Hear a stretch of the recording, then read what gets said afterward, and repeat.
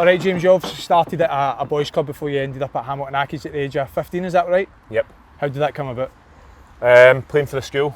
I think I started when I was in primary 5, quite late, and then get picked up by Rangers South, and then from there just loved it, just like fell in love with the game. Went to St Johnstone. I think you'll know when you're younger, you go to all these pro youth teams, you try out, you train for a couple of weeks. Ended up going to St Johnstone, then broke my ankle playing for the school. My dad always said to me, don't play for the school, you don't want to be playing for the school. And you loved playing for the school yeah, though, back I then, know, it was so good. But I ended up breaking my ankle, and I wasn't the same. Found it very, very hard at St Johnstone. Was like getting 10 minutes in a game and being the worst player in the park. Like, needed to go back to go forward. So went back to Rangers supporters. Found myself going to Clyde. Clyde had financial troubles, and then Ronnie McDonald went to Hamilton and took everyone with him, and from there I just seemed to get that opportunity that you need in football. So as a 15-year-old, what was the kind of main attributes that you possessed in order to get that move? Hard work. Like, obviously I was a decent player, but never say die attitude, and I think that's why I done all right in my career. I wouldn't say I was the most technically gifted player, but I always wanted to win. Playmate table tennis, playmate tennis, anything you want, I'll try my best. Yeah, but that's why he's done so well as well, you know. And I think that's probably something that's not went out the game, but everything seems to be kind of tactical and technical now. Where that I do some coaching now, and when I see a young boy that gives everything and has got that attitude, it's a real pleasure to see. So I think that's a really good learning. Obviously, as you'll know, we've got our own academy. We take a lot of young players, and I think at a young age, some boys will maybe feel if they're not the best technical player, they'll not get that opportunity to have the kind of career you did. But if you're seeing it, St Johnstone at 13-year-old, you weren't one of the better players. You then progress into Hamilton, and just through hard work, you then go on to have the career you did. I think that's one thing that if you want to be good in football, you need to give 100%. You need to have that attitude that you want to win all the time. And there's many kids now that will have much better ability. And even back when I was playing, the ability of some of the kids was amazing. But if you've not got that winning mentality, that work rate that probably I got from coming from a council scheme in Barrowfield, that you were always grounded, you were always there, you never looked ahead of going, I want to get to the highest possible bit. It was just win your football match. Win that. The best you can be. Somebody said to me recently, what's the best bit of advice you would give anyone? And it would be the best version of you. Not be better than you or better than you. Be better than yesterday all the time. And I think that's why I've probably done all right in my career, because I always wanted to do better. It is another brilliant example for younger players now who are obsessed with being in an academy at the age of 11, being at the academy at the age of 12, and thinking that's the answer to then make it as a professional. So you saying broke your ankle, you felt you were the worst player, you then go to Hamilton, we know how your career went for there. You said you had hard work, but was there anything else in terms of, was that a coach, was it confidence, what was it that actually really took you to the next level as well as the hard work? Loving football. Aye. Like, I just loved it. Like, this is I don't want to say it like for camera wise, but I played against Brazil on the Sunday for Scotland, right? And I played against Everton reserves on a Tuesday, and I treated them the same. It's a game of football. Yeah. Like, I played with Renfrew. The coaches had a day out. It's exact same. Like, I just love playing football. Renfrew I know it's being the team that you coach. Yeah. But it's just like, I loved playing football, and you could give me X amount of money, or you can give me £5 appearance. It doesn't matter. Again, just win. We say that to any player we've got. You cannot. There's no substitute for enthusiasm. Enthusiasm is so important. Not just to get better, but that allows you to enjoy it more as well. And the more you enjoy it, obviously, the better chance of getting better, and so on and so forth. And the more you play. Yeah. The more you enjoy it, the more you play. Well, so, my son just now, and that's what's frustrating. I see him sometimes in training, I'm going, he's on it. Oh, he's really good. And then other times, it's like the kids are going, nah, it's all right, I'm not bothered today. Pick and choose. Yeah, it's in football. You want to see them enjoying it. You want to see kids enjoying football, and when they enjoy it, they seem to play better. And yeah. So in terms of going back to you going into Hamilton, was there any other opportunity to join a kind of bigger academy at that stage? Well, I was in at Hibs, I was in at Rangers as a kid, but right. When I was at St Johnstone, moving back was probably the best thing for me.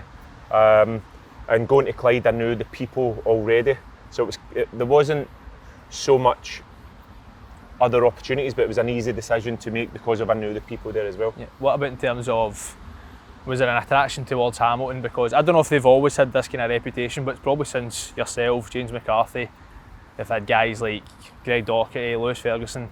Did they always have that reputation of being able to harness young players and have a pathway to the first team? Was that another attraction? At the time, probably not, because I think like everyone's now going, we need to look at the pathway, but the pathway becomes available if you do well in football. Like, I didn't go, oh, I want to go there for that reason. I just wanted to go and play football. Yeah. You know, so I think there's a lot of thinking in the game now, where we need to go there because of this.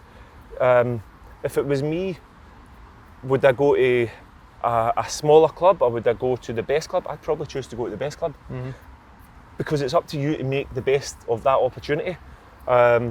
We were speaking about a player, I won't mention his name, but he went from Rangers to, you would have played with him probably, to a bigger club, and we were saying he should have stayed at Rangers and played more games. Yeah.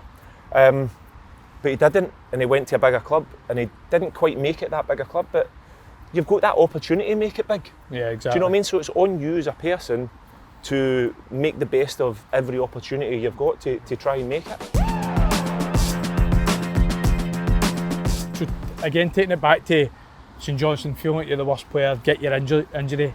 How long was it before you actually made your Hamilton debut? So for that 13-year-old, you made your debut at 16, is that right? 17 maybe, just so turned 4 18. years, which is, it's crazy to go from that to that. Can you tell us a wee bit about your debut, how it came about? So I think the debut I got was against Queen of the South. I think that's bad that I can't remember this, isn't it? But I know. But I think it was against Queen of the South. But the one I really remember was Clyde. We played against Clyde. 5 games to go before the end of the season. I started getting into the first team. I played with Alan Maitland, gave me my debut, and we had a great change room. And when you get into first team change room, it's so different. Like we're speaking about playing games as a kid, and I would encourage clubs to give their kids, send them out on loan, go and play first team football, no matter what level it's at, because you mature so much faster. You learn that it's not okay to lose. People's lives are at stake, their livelihoods are at stake. Where if you go into reserve football, it's like, well done lads, 2-1 loss today. Let's look over it and we'll go again next week, rather than it matters. And my debut, it came and it was like, wow, this is different. This is where everything matters, and you feel under pressure, but you want to do the best you can. And it was a great day for myself. We actually beat Clyde 3-0, 3-1, and that's one that I always remember. I remember with Hamilton, you went to Ibrox. It was you and James McCarthy in the middle of the pitch. I'm sure you definitely remember this game. You were both young boys, and I remember you running the show on the day. I mean, I just don't think that's something you see anymore. When you consider how young you actually were at the time, you consider it was Hamilton against Rangers going to Ibrox. Did you know for that kind of period on with you and obviously James as well that you were probably outgrown Hamilton going to kick on? No. No? No, it's funny because I was saying about your upbringing and how grounded you are. I probably never realised that I made it until I finished. Like, because I was never caught up in going, oh, look at me here, I've done well. I was always going, I want to train well tomorrow, and I want to win the weekend. So you're not. it was always the next step and try to be better and better and better, rather than going, oh, I think I'm going to do all right in my career. It was until you finish, then I look back and go, well, I was proud of that, but when I was playing, I didn't. So as a 17-year-old, there's a lot of different things that could kind of lead you astray into the wrong path. So what's the kind of sacrifices that you as an individual had to make? Yeah, you can't go out with your mates and drink when they want to.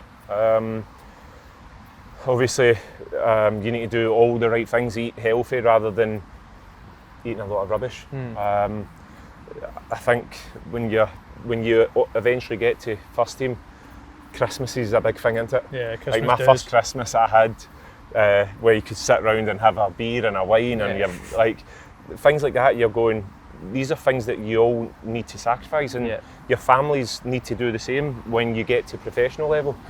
But when I was younger, my mum, especially my dad, he was amazing with that, where he would keep me so grounded. See, if I did want to go out and drink, he would be trying to guide me along the way of going, you're out with your mates, even to 10:30, 11 o'clock at night, you've got a game tomorrow. Like, that's important, rather than going, that's all right, it's under 15s, it doesn't really matter. It does matter, because that game that you go and play, a scout could be coming to watch you, where they go, no, never again.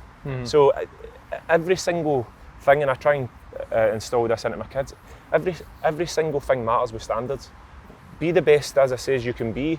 Do the right things all the time, not just when you want, because you never know where that game that you play amazing takes you.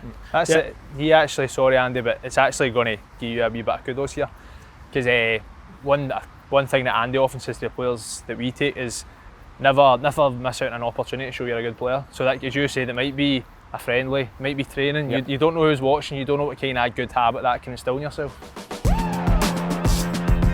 Okay, Billy Reid, how big an influence was he in your career? Amazing. It was funny because when I first went in, he wasn't having me as much. A funny story was, played against Queen's Park, first game of the season, League Cup.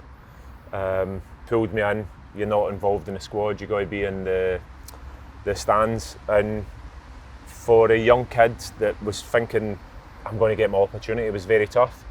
But what was worse is Tom Bennett came up to me, a midfielder, and went, I've not got my boots, can I take your boots? So I'm sitting in the stands like, Tom Bennett's on it today, they're lovely boots as well. Yeah, but what an influence he was on me. Gave me my opportunity. He was an amazing man manager, honestly, brilliant. Tactics was good, but man management got the best out of every single player. People wanted to run from. When you lost, you felt bad that you've lost for him. Other two people who I would say as well was Alex Neil. Helped me and McCarthy so much, learn about the game, not just run about like a headless chicken, where to be, stop running across each other. When we've got the ball, get high so he can then be spare. Things that you probably don't get taught as much. It's more tactical things. And Mark McLaughlin became my best friend. He's a coach for you as well, yeah, he's a amazing man. Like, as a football player, you talk about people who get the best out themselves. He was a person that got every inch of his career. Like, it was brilliant player, and that's the guys that keep you grounded as well. One year, you know how when you're doing the pre-season running and you do 24 runs and you're struggling for 23, and then you do one and you're amazing at the last one. I done it 1 year as a kid, and he absolutely went through me. I was going, I'll never do that ever again. But that was the upbringing that people gave you and told you right from wrong, rather than now. You'd probably go, well done to the wee guy. You'd probably say now, well done wee man, great last run, rather than going, no, actually standards all the way through this here. Yeah. So in terms of, see you being at the SPFL, like the Premier League at that level, I've got to assume that's a big jump between playing reserve football to first team football. So was there anything in particular that you felt you had to work on in order to elevate your game to match those you were playing against? Whether it be like Do you know your, what? your fitness, I would physical. say I would say that the jump from Championship to Premier League was all right, because you're on such a high and you're buzzing every game to go and play it, and I didn't feel like I was that far behind, so I didn't go, I need to work on so much. But when I went down to Wigan, that's when I noticed the jump was massive. Right. I was someone who was quite good at fitness work, but the intensity down there, you'll know, like it's different, innit? Like you don't just plod around the pitch. Everything's up, sharp, back in. And if you don't get back in, they've found the spot and they've scored. Yep. So I needed to work on a lot when I went down to Wigan. Graham Jones helped me a lot. He's at Newcastle. Right. He helped me a lot. I played with him, and he was my assistant at Hamilton. He helped me a lot when I was down there. Right. And it's funny how, talking about Graham and realising how you need a bit of luck as well. We were saying about every opportunity is a chance to show how good you are. Graham Jones I played with, who was then my assistant manager, Right. who then goes to Wigan, takes James McCarthy. James McCarthy does amazing, so Graham Jones is then getting an opportunity to go, let's sign another player from there. And you go, well, there's your bit of luck. But then when you get that bit of luck, you need to go, now I need to take it. Now I need to be the best you can be, and better than even what you thought you could be, to try and make it at that level. But I would say the jump down south, I needed to learn a lot about the game. So you're saying about the jump in terms of the leagues you played in. You obviously, the way your career progressed, you just kind of went up and up the ladder. Was there a specific player that you came up against and says, that's another level, I need to do this to try and ever get there and match that? Moussa Dembele. Everyone says Moussa Dembele, don't they? See when he so good. See when he played for Fulham, everyone, you would do these speaking interviews or whatever, and they would always say, who's the best player you've played against? And you would go, he's the best. But the hardest was Dembele. Yeah. Because, you know, in midfield, players like Michael Carrick, you can't get close to it, right? You press him here, and you go, he's going back, and he still passes it in there. Yeah. And you go, wow, that was amazing. But Dembele went like this to you. Aye. Right, come on. He'd actually let you Let's go. And you go, no, I'm not a fullback, mate. Like, this isn't 1v1. And he would just run at you. And you were going, help. Can I get a wee bit of help here? He was amazing. Power, there's a term that gets used a lot in football, talk about like press-resistant players. He must be like one of the best. Well, Kieran Trippier got asked who's the best player he's played with. Yeah. And you look at the players that Kieran Trippier's played with, and straight away he said Moussa Dembele. So in terms of then Moussa Dembele being that guy, was it after playing him you thought, right, I need to get quicker, I need to get fitter, I need to get technically better? It wasn't. It was before that. It's when I went down. Just down in general. See when I went down and you're training with the first team, and you're half trying to get about, but you're not really getting close to people. Yeah. It was probably like me at the end of my career. You think I'm getting there and you're not getting there, you know. So when I went down, I knew there was a massive jump, and it probably took me 6 months to try and feel like I was getting closer to people. And then when you get that opportunity, you feel that you're ready. And probably that's a good manager as well, Roberto Martinez. Didn't just go, there you go, wee man. Like, all the best, sink or swim. It was there. I'll give you 15 minutes. I'll play you in a cup game. I'll learn you more in training. Your fitness will get better. Your strength will get better. And then when you get that opportunity, you need to take it. But I think I needed to work on more or less everything. Well, I ask you a wee bit about a friend of yours, because it seems as if you can't mention James McArthur without mentioning James McCarthy, and vice versa. How good was he, and did you have that own kind of competitive battle because you were in the same position, or was it always just playing off each other all the time? We were lucky enough that we seemed to play with each other a lot, rather than maybe at the start I was on the bench, but when we were in the same team we actually played a lot of games with each other.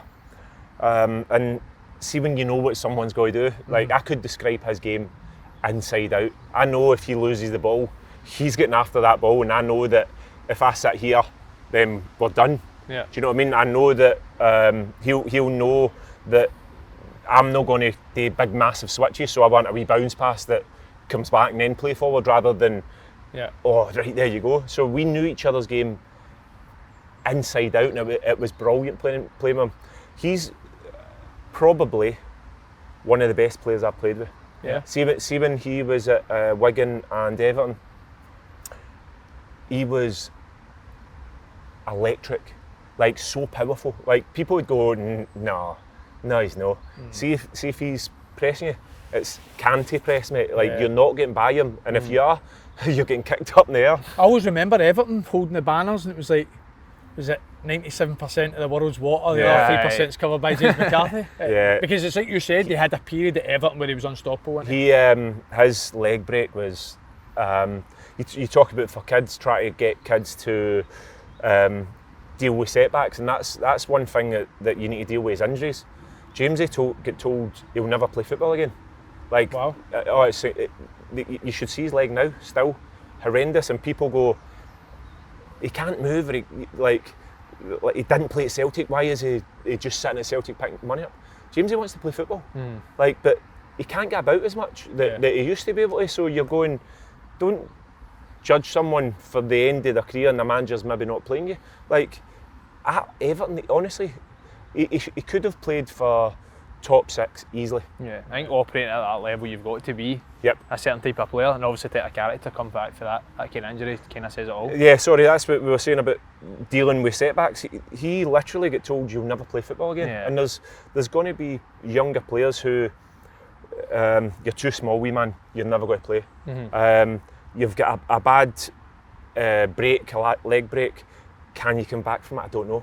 Yeah. It's all in you. It's all about your attitude, and he's a perfect example of working hard and actually getting back to playing Premier League when someone says to you, you'll never play football again. Yeah. So setbacks is a massive thing in football, and you need to be prepared for them. You need to know that because of you're not successful this time, doesn't mean you're going to be a failure. Next time, be successful. Yeah. Sam Allardyce came into Palace. I got an injury before he came, and I wasn't the same player when I came back. Like even when I was doing all right, I wasn't good enough to get in his team. I just wasn't. Started changing the way I played to try and go, I'll do this because he might want that. I started running with the ball in training. Yeah. I'm not good at running with the ball. Like, so why are you getting away from what you're doing? And that was a big lesson for me to go, do what you're good at. If you're great at pressing, press the best you can press. Don't go, I'm going to hit that diagonal. Do you know what I mean? So, and Sam Allardyce, he ended up leaving that year at the end of the season. But I was thinking to myself, I'm probably going to leave to get a game. But Roy Hodgson comes in and plays me more or less every game. And because of one manager might not fancy you, it doesn't mean you're a bad player. It just means that you don't maybe fit into his style of play, or you're not playing well enough to get into the team. So keep going all the time. Okay, James, so 2013, you're in the FA Cup final playing against Man City, against some of the best players in the world. For any young players watching this who have got a big game coming up, a trial, what was your kind of mentality going into that game, and any kind of advice you could pass on to them? Not think it's Man City. But you know what I mean? Like if you go, that's Man City, look at their team. If you do that, then you're probably not going to go out and win. Game a couple of doubles. Yeah. But you're playing against the person in front of you. It doesn't matter what they've done in their career, and they lose football matches. People aren't invincible. Everyone's human. So no matter if they're better than you, no matter if they've beat you the previous game 10-0, go out and give it your best all the time, and listen to coaches, listen to managers that they want you to do a certain thing. If you do lose the previous game, think, what could I have done better? Yeah. So we probably about 3 weeks before the final, we played Man City. We played well in the game, but why did we not win the game? The manager says before the final. Is it mentality? Is it the belief to actually go and win a game against Man City? Because the game we played against them, we actually battered them away at City. So that probably gave us confidence, but if you're not going to have that belief and mentality that you're going to actually go and beat someone, you won't. You know, we speak about golf. and you see every time you go, I think I'm going to hit this right. Aye. Where do you go hit it? It goes right. Right. Aye, but anywhere you think you're going to, if you think you're going to hit a great shot, I fancy this one, you hit a good shot. Yep. If you go with the mentality of, I fancy it today, we're going to beat them. How much does that just come from you as a person? Or likewise, does that come from having a strong manager, a good changing room? Like, is it literally just through your own mentality, or do you think you could be influenced by a type of manager you've got? I think you can always learn, and being around people with the right mentality as well. Yeah. I says about getting into Hamilton as a young kid, and people installing at you that winning matters. Us as coaches, telling them that it's not just all right to go out and not perform, and it's all right, wee man, don't worry, you lost 5-0 today. No, you must do better. So I think people around you can definitely help with that side. Probably again, like going back to your upbringing in terms of you weren't the best player at 14, 15, so it just shows that You having say that that, within you. That, Well, I wouldn't have known, I'm a bit younger than you. It just shows that having that upbringing of being able to react well to setbacks, no always having the odds stacked odds stacked in your favour. You've actually took that same mentality for 14 all the way through to winning an FA Cup final against one of the best sort of Premier League teams in history at that point anyway, I would say. You talk about knockbacks. So we played in the Wednesday night against Swansea, and we lost 3-2, and that looked like we were going to get relegated after that. Yeah. And if I told you how low that change room was, not we're going to play Man City, we might go and win that FA Cup. It was defeated.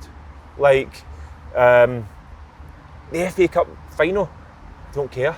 Just at that I'm not moment, bothered. that was just your thought. It was so low, and for a team to pick themselves up like you need to do in football, to then go and win was an unbelievable experience. If you asked before the game as well, which was funny, you asked every single person in that change room, get relegated or win the cup. Like you get relegated, you win a cup, or you stay up and don't win it, stay up. Aye. Every player would have said stayed up. What would you say now? 100% win the cup, Win the because cup you all can't day, take it aye. away. Like, Because you're in that squad who will be like, so well thought of for the Wigan fans, and that's in the club's history forever. yeah, it was an amazing day for us as players or families, but also the club. Yeah. Like that, you're giving people experiences that a Wigan fan, for instance, will never think. I went to the Palace one this year, and the fans are just like, this is forever. Do you know what I mean? You cannot take this away from us. So it was an amazing day that I look back at with a lot of pride. How much do you actually remember about the game? Is it a blur or can you remember? No much. No, no much. That's wild. I've actually it's not. actually quite a shame I've as not. well. I think I watched it back once. The full game? Aye, and I went. That's a popcorn. Why was I there? Aye. Why was I there at that point? And I'm going. In the game, you're thinking you're in the right place. You always try to help other people and maybe not helping them. And at the end of the game, if you said to me, how well you positionally, I'd go, brilliant. Then I watch it back, because it's just, as you say, it's a blur. You touched on earlier, you're a scheme boy. You then progress into playing with Hamilton all the way to an FA Cup final. Like, see your mindset going into that game. See the night before. As it obviously said, you had a midweek game. The night before you wake up, do you do anything different? You must feel kind of different going into the game. No, same. Nah. Do you know what?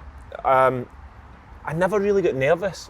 The only time I got nervous was playing for Scotland. Is that right? Oh, I was very, very, very nervous playing for Scotland, and that's probably why I didn't do as well as I should have for Scotland. I seem to leave a lot of camps feeling down and gutted and just low in football, you know. And it was probably because of I put it way, way, way up there. You're everyone you know is supporting you. Yeah. Your family, friends, people you don't know, and that's why it did get to me, to be honest. But when I played for Crystal Palace, it was like a bubble. When I played for Wigan, it was like a bubble. Yeah. Nobody else cares. Do you know what I mean? I'm trying to do myself and my family proud, and I'm trying to do well for the fans. Yeah. But it was like a bubble, aye. So obviously, I can already probably answer this because I know the type of character just by speaking to you, but do you think you were underrated? Because honestly, I think that's when I think of you, and I think of James McCarthy when we go back to the Premier League. You said James McCarthy could play top 6. I think you could have probably played higher than obviously where you played as well. I think in football, as you'll know, you care what people around you think. Like your teammates go, they appreciate it. And it's funny because Gailey done open goal with the boys, and he was bumming me up, and the boys are going, "What? Really? But they say that about Ronaldo." Yeah. But it's so. To answer your question, maybe to the outside, but not inside. I think people appreciated the job that I'd done for the team, and that's for me all that matters. I liked getting under the radar. I come back to Glasgow and have a beer with Big Griegsy, and everyone comes up. Griegsy, beer then. Yeah. A beer asleep. Can I get a picture? And I'm sitting there. Nobody knows who I am, and I'm enjoying my beer. Big man, I know a picture. Can I just finish my beer first? And I'm going, I want another one. See you later. So obviously, FA Cup final with Wigan. You then signed for Crystal Palace, who we just spoke about there. Become a club legend with 253 appearances, is that right? We'll fact check that, but I think it was 253 appearances. Talk us through the move. Again, was that a step up in class again, like you said, when it was going from Scotland down to Wigan? Not so much, it was probably similar. We had the best change room ever.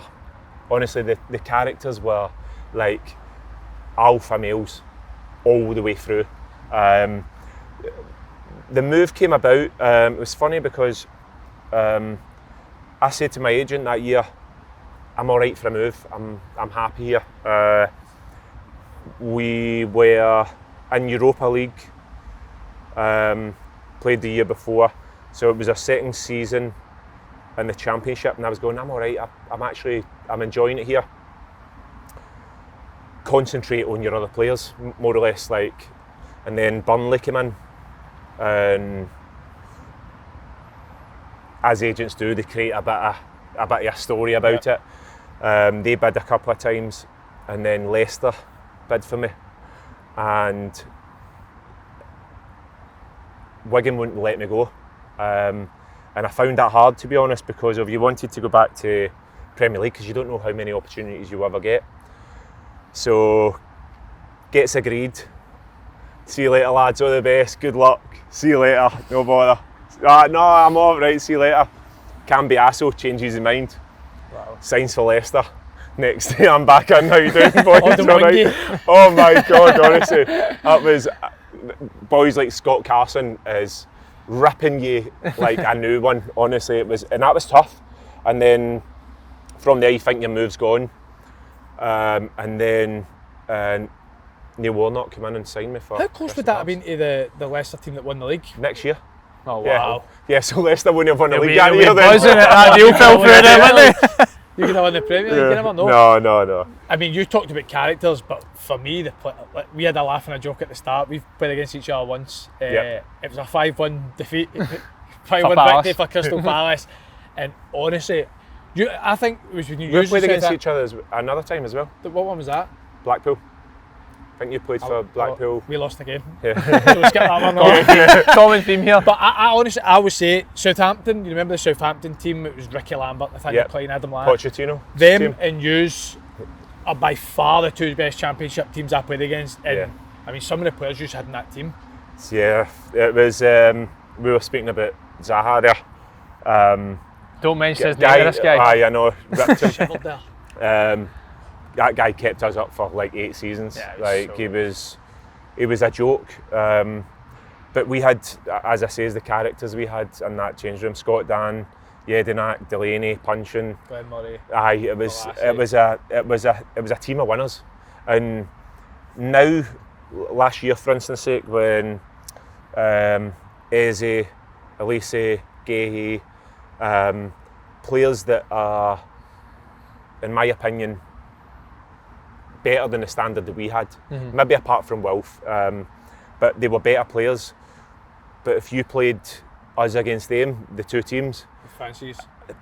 Maybe the older team was like, it was so resilient, and we speak about learning through experienced players and that resilience. One of my first games against Everton, they score in the first 10 minutes, and Jedinak, like, he's probably looking at me and I'm like, what's happening? And he's going, calm down, do the right things, we don't change anything. And it was like, all right. Just right, felt okay, a cabin perfect, influence. it's all right, it's fine, right, okay. Won game 3-2. Yeah. And you're going, that's the leaders in the game that need to help the younger kids as well, rather than just go, right, I'll do my own thing. That, for a younger kid, listening to older boys, experienced boys, is so important. Sorry, Robbie, how often do you go down to watch this current Palace team? I know you said you went to the FA Cup final last year. I went to the final and I went to the semis, and I'd like to probably get down a little bit more, but I wanted to stay away from the game for a bit. Yeah. I've enjoyed being away from it, but next year I'm going to go down a lot more. Yeah, it's a good team as well. Because we talk about, Andy was asking, did you feel you're underrated?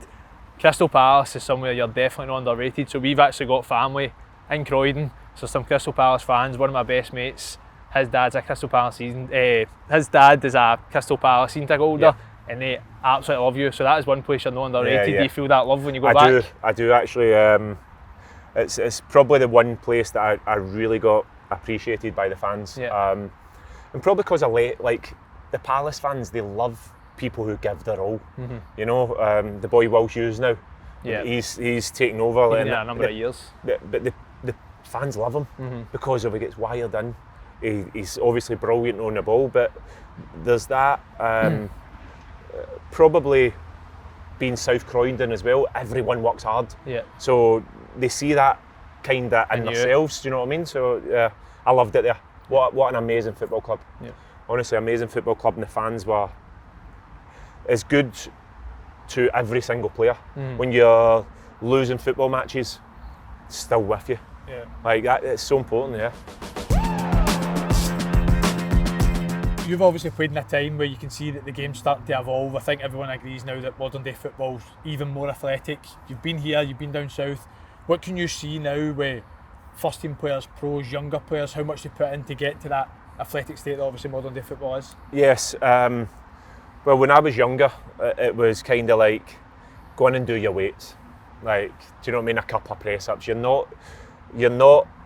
doing it because you're told to do it, and it's not probably getting you that much stronger that you need to be. I think now everyone's on strict programs, and it's done religiously. And I think for kids, you do want kids to enjoy the game, but when you start getting to the age of 14, 15, 16, you need to start doing things that are preparing you for football all the way through your career. Got a friend who's at Chelsea now, and his son plays, and the things they're doing, like, is ridiculous. Like, the game's evolved so much, and you need to evolve with it. There's not just going out to the back garden and playing football. It's everything is. If you're not getting better, somebody else is. And if somebody's getting faster, somebody's getting stronger, you need to try and keep up with them. Obviously, we're speaking about regrets and progression and all that. When people ask me my regret, you always think of a football game, a football decision, going at. Mine's is actually no doing the gym. That's no moments, okay. It's the kind of general. See, but I don't know if you were the same when you were younger, but see when your coach said, right lads, we're in the gym, I'm not doing the gym. Yeah. I mean, I want to play football. But our gym back in the day was, like you said, press ups, bench press. Yeah. You look at what these younger players are doing now. I mean, it's like just all power related, plyometrics, fast feet. All relevant to football. Aye. And like, listen, you only need to look at the top level now, how important that actually is for younger players. It's incredible how athletic these guys are. Yeah, and it seems to be getting faster and faster. Yeah, which is scary. Yeah, but every sport's evolving, isn't it? Like, you look at, obviously, for instance, Usain Bolt's not been beat for a while, but every world record for 100 metre gets beat. So everyone's getting faster. Golf, everyone's hitting the ball further again. So in football, you do need to progress with the times, and you need to get better tactically. You need to get better physically. You need to take loads and loads of touches on the ball to get you comfortable with it. So it's practicing as much as you can and doing the right things, yeah. So we touched a lot on mentality and how important that was to you throughout your career. In terms of the best professional that you've played with in that time, who would that be, and what made you look up to them? Professional as in doing everything right? Yep. Oh, that's a good one. The first real one that I went, I need to get into the gym because he's doing it as Jedinak. Right. He was our captain. Again, another Palace legend. And done everything by the book. Yep. Obviously had glasses of wine and all that. Probably kids don't have glasses of wine when you're younger. Different kind of book. Yeah, but done every single thing that you should be doing. Yep. Working in a gym hard as you can, doing extra in training, leaving it all on the training ground. That's one thing that probably bugged me at the end of my career, where the younger players would go out, they would train, they would then moan about doing extra running, but then they would go and do free kicks. Yeah. Like, leave everything on the training ground, and if you want to do extra, by the way, centre halves taking free kicks and centre halves taking penalties after training, you mean? Yeah. Always try and he was the one that he set the standards, you know. And at the end, I tried to do the best that I could with that. Being in the gym first all the time, be one of the last ones to leave. At the end of my career, Dougie Freeman said to me, "You need to start taking it slow down in training. Stop running about like a madman. You're getting older. You'll get injured." And I says to him, I went, "How can I try and say to a young lad, you better be on it today, and I'm jogging around the pitch just trying to save my legs?" So I always left everything out there, and probably it became a bit of a detriment to me towards the end of getting injured and thinking you're invincible. I would never change it. I know you don't want injuries, but I would never change it, because I went out at the end of my career going, I gave it my all. Every single training session, every game, every day, I gave it my all. Well, listen, James, that was a pleasure, and I think it was a brilliant insight for everyone, adults, young players, aspiring footballers. So, top man, I appreciate that, mate. Top man, mate. Thank you very much. Yeah. This week's challenge, James, we've went through the archive. We've seen plenty of your goals for Scotland, goals for Crystal Palace. We've picked out, you scored a double against Ipswich, Carabao Cup. Yep. Do you remember the second? No, the first, sorry. Chop inside. Chop inside. Left foot. Left foot. So, chop inside, left foot. We'll go 1 point for bottom corner. Yep. 2 points for top corner. James, unfortunately, he's hurt his hamstring. Now, it's worth noting I've got handicap here because I'm right-footed, so I'll try my best. I'll tell you right now, I've got it all. Just swing and hope. I was right-footed. You were right-footed, so swing and hope. Swing and hope. Let's go. Okay, Robbie. James's goal. Burst through the middle, chops back into his left foot, and he whips it far top corner. So as I said, 2 points for top corner, 1 point for bottom corner. Yep. Right, let's go.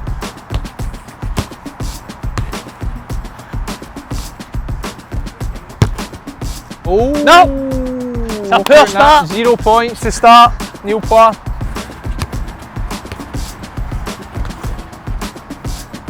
Oh no! Oh. No!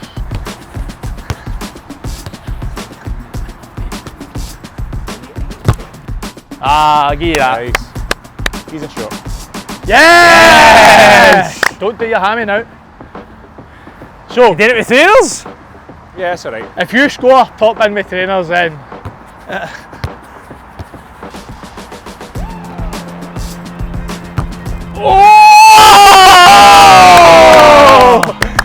And did you trainers shoot are in.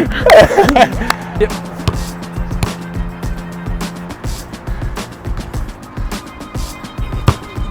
yeah! It goes. That's gone again.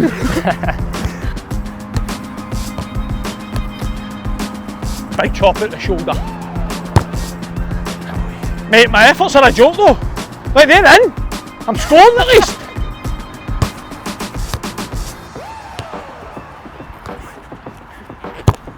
Come on. I love how I'm acting as if I was expecting to score. That's the one. Nope. Yep. Touch. Oh, he's stitch me with the set up. Oh! Yeah, I nearly forgot to do.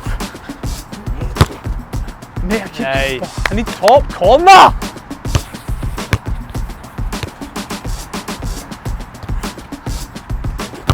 Oh! Right, well, I'll not be watching this episode back.